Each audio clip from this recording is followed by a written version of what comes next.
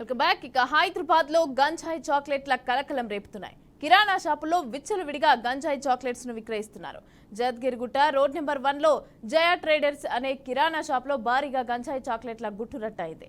దాదాపు 2,66,000 రూపాయల విలువ గల 6,400 గంజాయి చాక్లెట్లతో పాటు 4 కిలోల గంజాయి పొడిని కూడా పోలీసులు స్వాధీనం చేసుకున్నారు.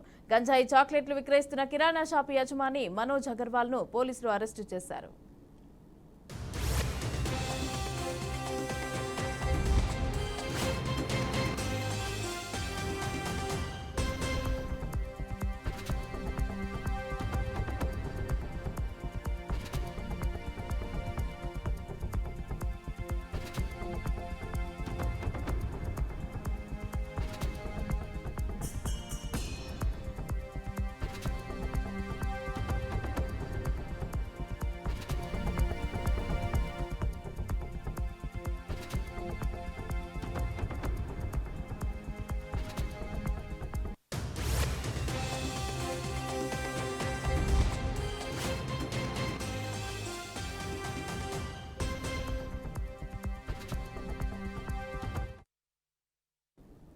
హైదరాబాద్ లో గంజాయి చాక్లెట్ల కలకలం రేపుతున్నాయి. కిరాణా షాపుల్లో విచ్చలవిడిగా గంజాయి చాక్లెట్స్ ను విక్రయిస్తున్నారు.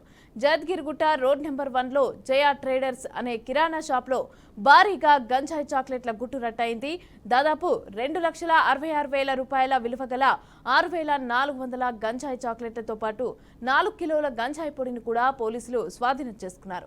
గంజాయి చాక్లెట్లు విక్రయిస్తున్న కిరాణా షాపు యజమాని మనోజ్ అగర్వాల్ ను పోలీసులు అరెస్టు చేశారు.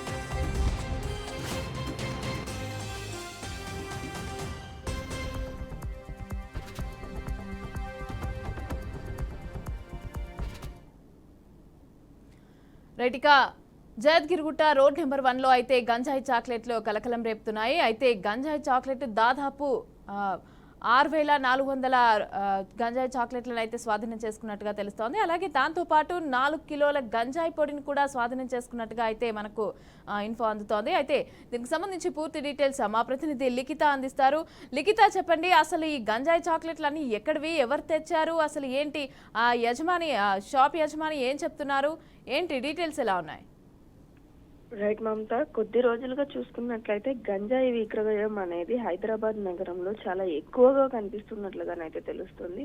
ఎక్కడ చూసినా గానీ గంజాయి చాక్లెట్లు కావచ్చు, గంజాయి మూటలు కావచ్చు, చాలా ఎక్కువగా హైదరాబాద్ నగరంలో కనిపిస్తున్నాయి. అసలు ఈ గంజాయి అనేది ఎక్కడి నుండి వస్తుంది, ఎవరు తీసుకొస్తున్నారు, వారికి ఏ విధమైన పర్మిషన్స్ ఉంటున్నాయి, అంటే ఇక్కడికి తీసుకువచ్చే సమయంలో కావచ్చు, ఏవైతే గంజాయి మూటలు తీసుకొచ్చే సమయంలో కావచ్చు, ఏమైనా తనిఖీలు చేస్తున్నారా అనే వివరాల లోతుగా వెళ్తే మాత్రం పోలీస్ అధికారులు ఒకటి చెప్తున్నారు.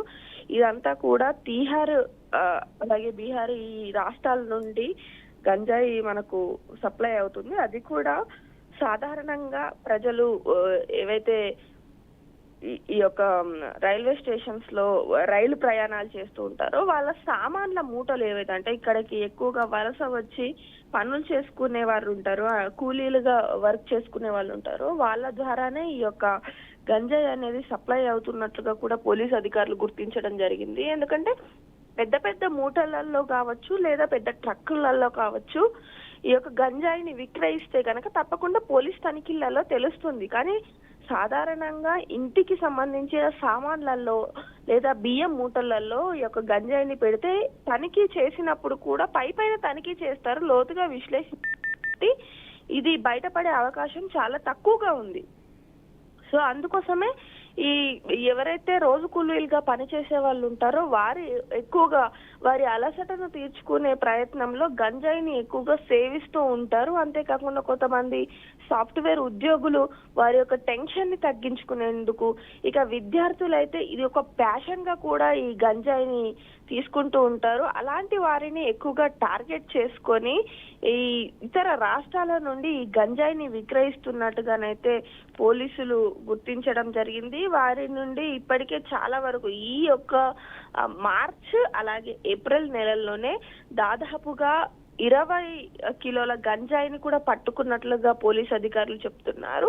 ఎప్పటికప్పుడు కూడా గంజాయి ఎలా వచ్చినప్పటికీ కూడా తమకు ఇన్ఫర్మేషన్ అందిన వెంటనే వెళ్లి వారిని అదుపులోకి తీసుకొని గంజాయిని కూడా సీజ్ చేస్తున్నట్టుగా కూడా అధికారులు చెప్తున్నారు. మరికొద్ది రోజుల్లో కూడా ఈ యొక్క గంజాయి రవాణా అనేది కూడా త్వరలోనే తగ్గించే ప్రయత్నం కూడా చేస్తామంటూ హామీ ఇస్తున్న పరిస్థితి అయితే కనిపిస్తుంది.